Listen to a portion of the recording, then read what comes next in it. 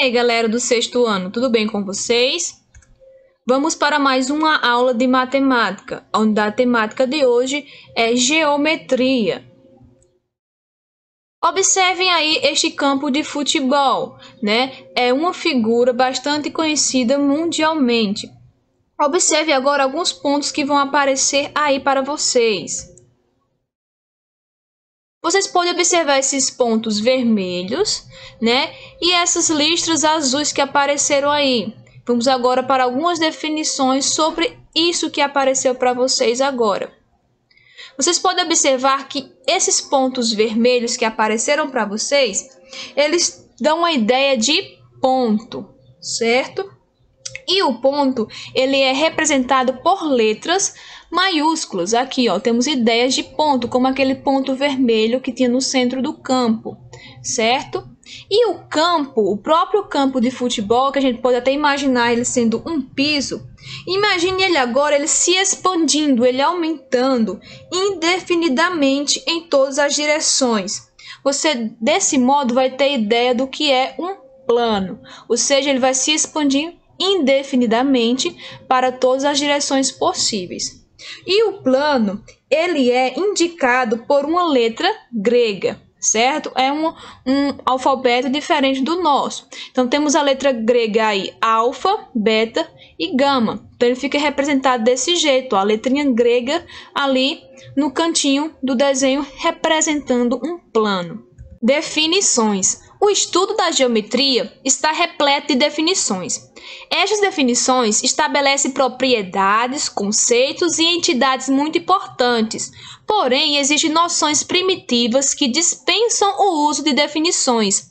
Dentre elas, os conceitos de ponto, reta e plano. Podemos intuitivamente identificar essas entidades apenas com uma experiência observacional. O ponto, pessoal, é um objeto que não possui definição, dimensão e forma.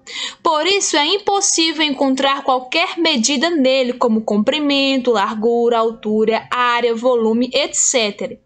O ponto é a base de toda geometria, pois é a partir de conjuntos deles que são formadas as figuras geométricas.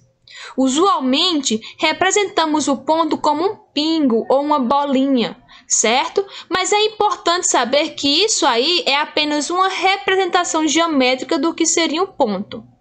Por um ponto no espaço passam infinitas retas, então um ponto sozinho pode passar infinitas retas, ou seja, retas que não têm fim, né?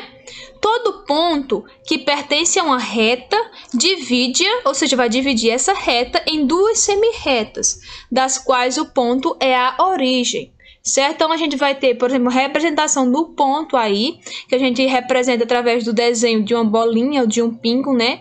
Como a gente fala usualmente, e ele é representado, né, por uma letra maiúscula. Neste caso aí, o nosso ponto, a letra A. E as retas? Lá naquele desenho da figura do campo de futebol, vocês poderiam ver aquelas retas aparecendo azul, certo?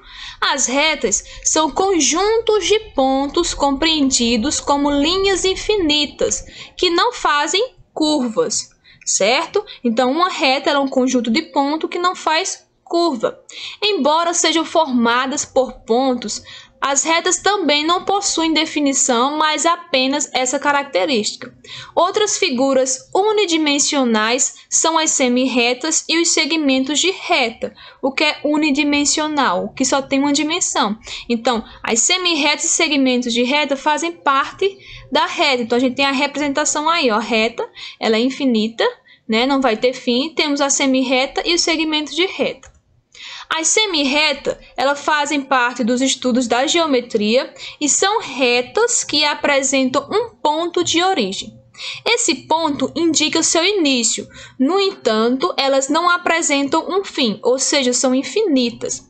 Quando representadas, as semirretas são indicadas por uma seta de um dos lados, que demonstra o sentido que não tem fim. Então, a gente tem a representação da semirreta. Então, aqui, ó, o ponto A é o ponto de origem dessa semirreta. Ela está indo para essa direção aqui, ó, para a direita. Então, daqui para lá não vai ter fim essa semirreta. Então, o ponto de origem aqui é A. Eu posso ter qualquer ponto aqui disposto nessa semirreta? Posso sim, porque a reta é constituída por vários pontos. Então, eu posso pegar um ponto aqui B. Para representar aqui essa semirreta AB, eu escrevo a letrinha maiúscula AB e desenho essa setinha aqui em cima, representando para que lado essa semirreta está indo. Ela está indo para o lado direito. Então, eu estou representando aqui uma semirreta. O segmento é uma parte da reta marcada por dois pontos.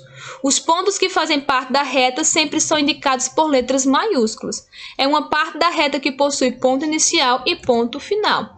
Já o segmento de reta, ele possui, né, uma origem e um fim, né? Então, é uma parte da reta, né, que ela vai ter um começo e um fim.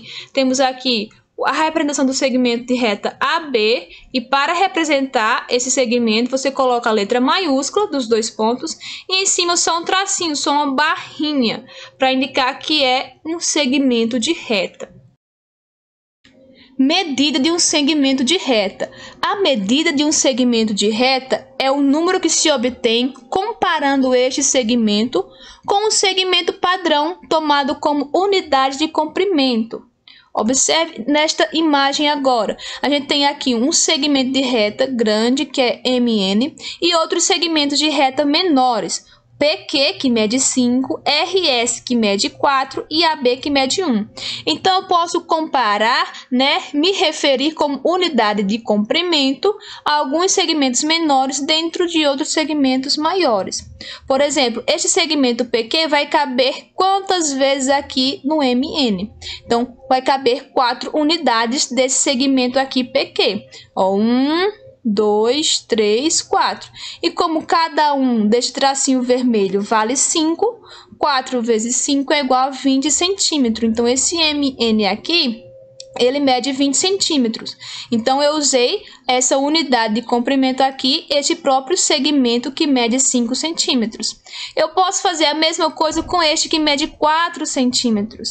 Este que mede 4 centímetros, ele coube aqui 5 unidades, certo? Então, eu fiz 5 vezes 4 igual a 20 novamente. E este outro segmento que cabe 1 centímetro, né? Ele coube aqui neste segmento maior, MN, 20 unidades. Se eu multiplicar 20 vezes 1, vai dar igual a 20 centímetros. Então, quando dois segmentos têm a mesma medida, dizemos que são segmentos congruentes. Outro exemplo aqui, ó. A, B e C e D são segmentos diferentes, certo? Só que eles possuem a mesma medida. Eu uso também como unidade de medida a letrinha U, ó. Tenho um tracinho igual, do mesmo tamanho que este outro tracinho. Do mesmo tamanho que este, do mesmo tamanho que este, do mesmo tamanho que este. Ou seja, tem quantas unidades aqui? 5. E a mesma quantidade aqui no segmento CD. Então, eles são chamados de segmentos congruentes, pois tem a mesma medida. Usamos aqui o compasso, que é uma ferramenta geométrica, para fazer essa comparação de medida entre os segmentos, certo? O plano. Não há uma definição para o plano. Entretanto, podemos estudar sua formação e algumas de suas características. O plano é um objeto formado pelo enfileiramento de retas do modo exemplificado nesta figura aí. Um plano, portanto, é um conjunto infinito e ilimitado de retas, ou seja, um conjunto que não tem fim e nem tem limite de retas. Um exemplo de pedaços de plano que são encontrados em qualquer superfície reta são mesa, telas de smartphone, portas, são exemplos de pedaços de planos que a gente pode encontrar numa superfície reta. Um plano é representado por letras gregas minúsculas, como eu já tinha falado no começo do vídeo, e um plano pode ser formado por duas retas concorrentes, ou também por duas retas paralelas distintas, que a gente vai ver mais para frente. É aqui um desenho da representação de um plano, lembrando de colocar sempre uma letra grega para representar um plano. Ângulos.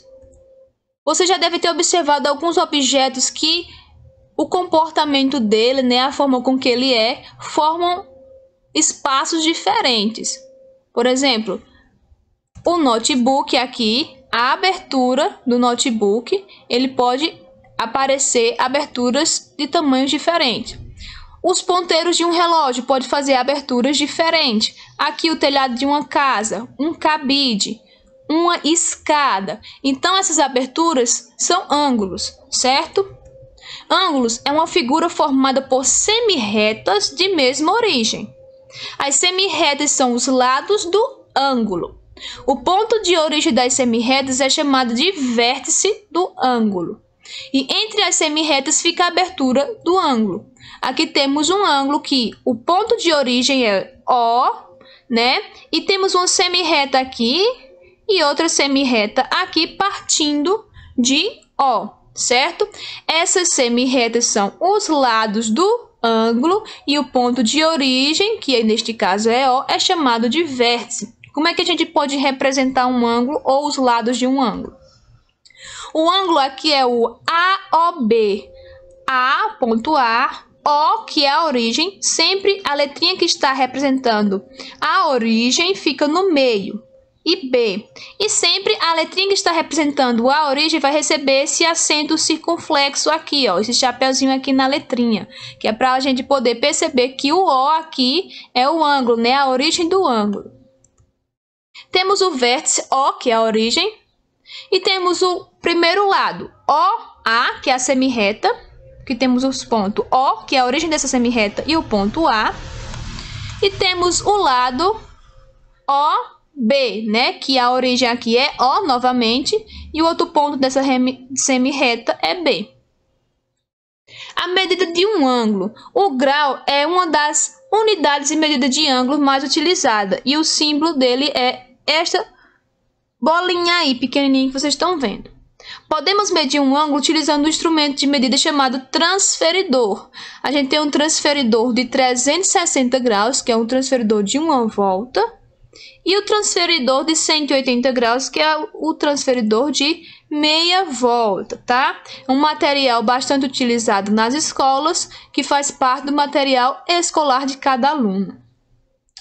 Então, a medida do ângulo que corresponde a uma volta completa é um de 360 graus e aqui corresponde a um ângulo de meia volta é 180 graus. Por exemplo, em uma pista de corrida aqui circular, se este rapaz da bicicleta deu uma volta completa neste círculo aqui nessa pista circular, ele deu uma volta de 360 graus. Mas exatamente aqui, se ele for andar e chegar aonde está seu amigo aqui, ó, de capacete vermelho, bicicleta azul, se ele chegar deste ponto, sair deste ponto e chegar lá, ele vai dar somente meia volta, né? Meia volta é 180 graus, que é a metade de 360, que seria uma volta inteira. Então, pessoal, essa foi a nossa aula de hoje, introdução à geometria, certo? Tire as suas dúvidas com seus professores e até a nossa próxima aula.